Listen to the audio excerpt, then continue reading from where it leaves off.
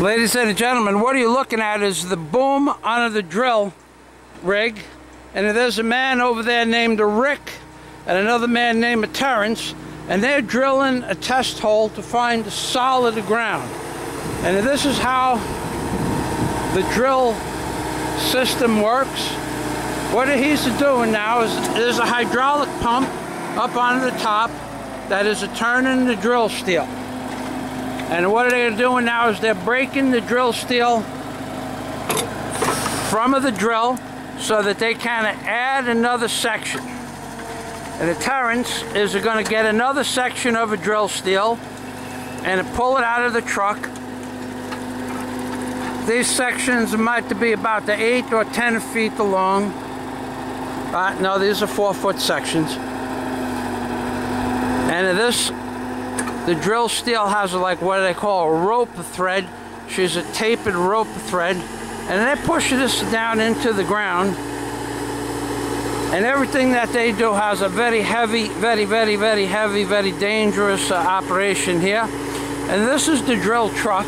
I'll show you the drill truck. That has a hydraulic system with the several different valves that make the boom go on an angle and in and out of the bed on tracks. And behind that boom is the diesel motor that drives the hydraulics.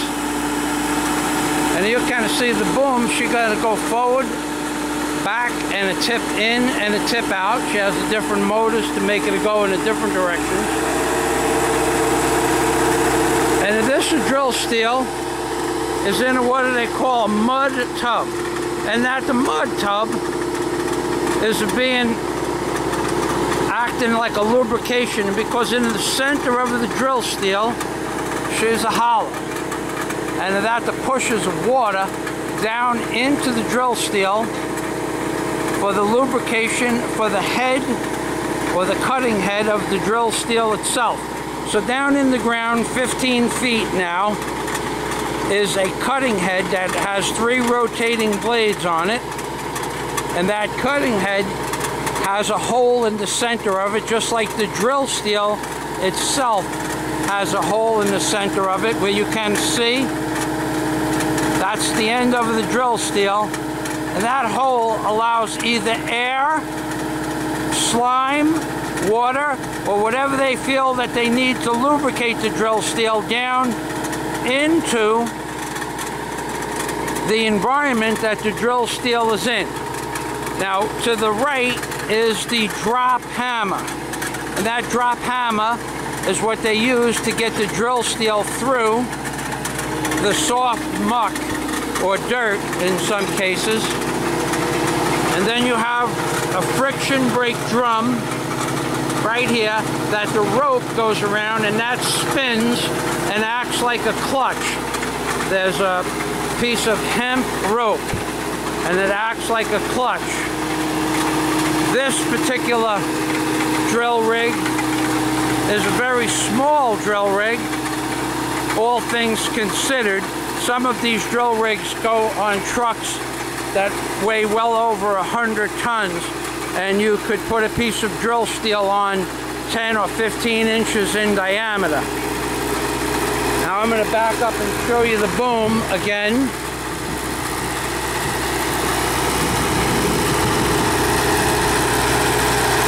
Now this operation is extremely dangerous, and there's a lot of reasons why it's dangerous. Everything is heavy, number one. Everything weighs 50 or 100 pounds or 500 pounds. Number two, you're working with gear that works over your head. And anytime you work with gear that works over your head, you have to understand that something can fall down on your head. And when something that weighs 1 or 2 or 3 pounds falls on your head, you die. But when something weighs 500 pounds and falls on your head, you die faster. Either way, you die. And that's why this is such a dangerous operation. And there's the drill truck and the drill steel, and you can get an idea how high that drill steel is by the width of the truck, by the length of the truck. Now these men are going to add a section. Once that drill steel goes down, they may or may not. They may just be going, they may have already hit solid coral. I believe they have, but either way they have to take a sample every so many feet, and then they give it to a corps of engineers that determine the hardness of the material and what depth the pilings have to be driven down to. And there's no way around that operation, because this is what the Army Corps of Engineers calls for when you're building on swamp land. And we are on swamp land. There's no doubt about that. It is 13 feet of muck, clay, bog, and tree roots to the first layer of coral.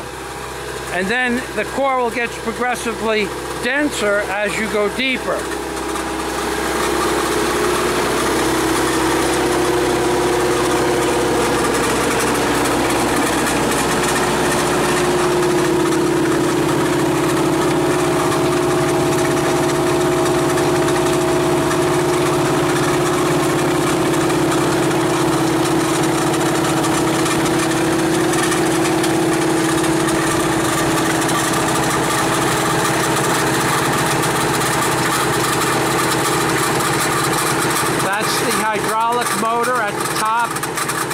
The drill steel, and this hose is what pushes the lubricant into the drill steel, and it could be air, depends on what they're drilling. This truck is not set up for air.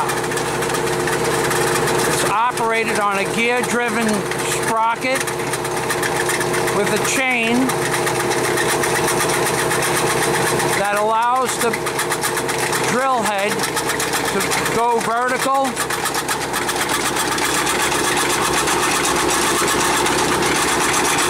These are the tools that they use to pull the drill steel up. And you can see how much noise is being generated by this type of work. I did this on bridges, and we used machines with 1,600 cubic foot compressors in series for 4,800 cubic feet a minute just to turn the drill steel on our rig. On 100-foot towers. This is Terrence. He's going to be on the cover of Drill Steel Naked. Rick is the star of Naked Drillers USA.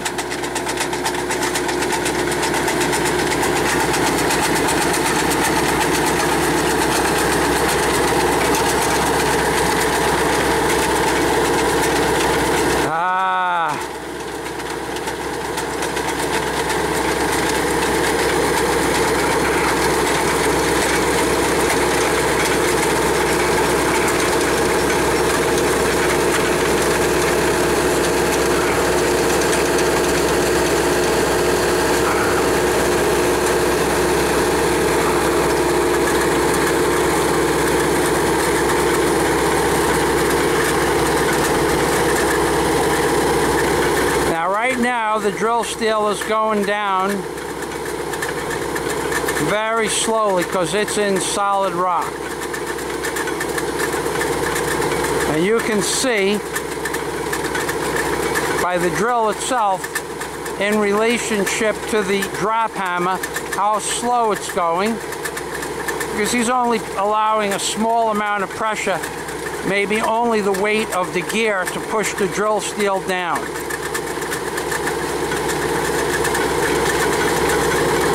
This operation, you stand here and watch this happen all day long, and soon they're either going to take the drill steel out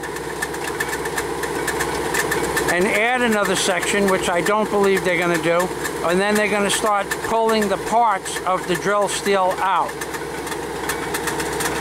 Now the operation behind Rick is the hydraulic valve body assembly, and there are several levers, and each one of those levers do a completely different operation.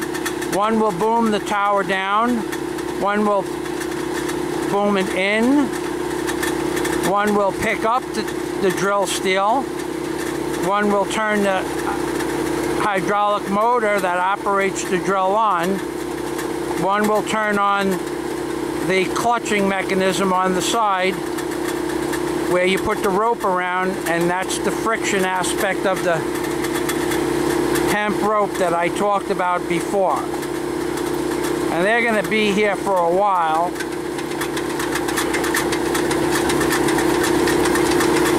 But I'm going to wait here until they pull this drill steel apart.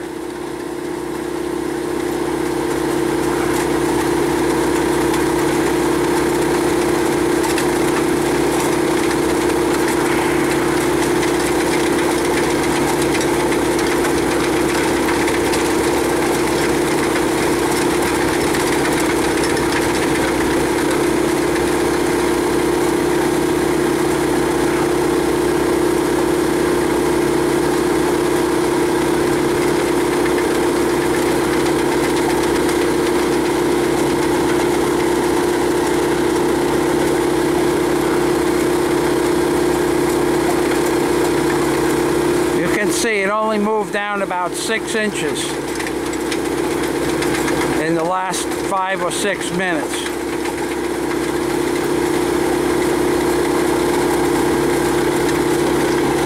Smoking on the job.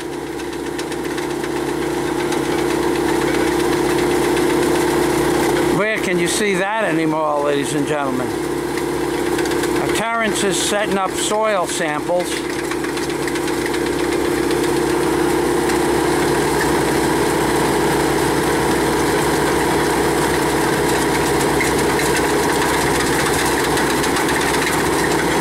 And each one of those samples will tell a story at what depth they are marked on the covers.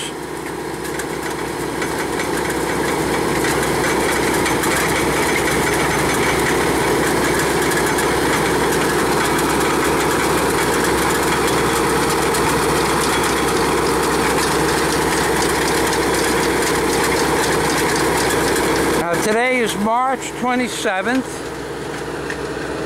and we are back on Sophia's property, and we have pulled out the roots.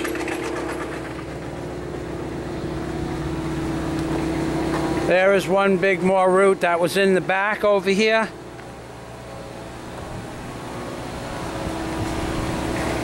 Well, we're going to end this drill process until they start taking the drill steel out. So this is Michael Fazio in Key Largo, saying that's the drill steel operation. That's how you drill holes in dirt or anything else, granite, coral, whatever type of rock that you're drilling in. Rock is more. It takes time to make rock. And today it's about 60 degrees. It's a beautiful day to work in Key Largo. And a good day to everybody.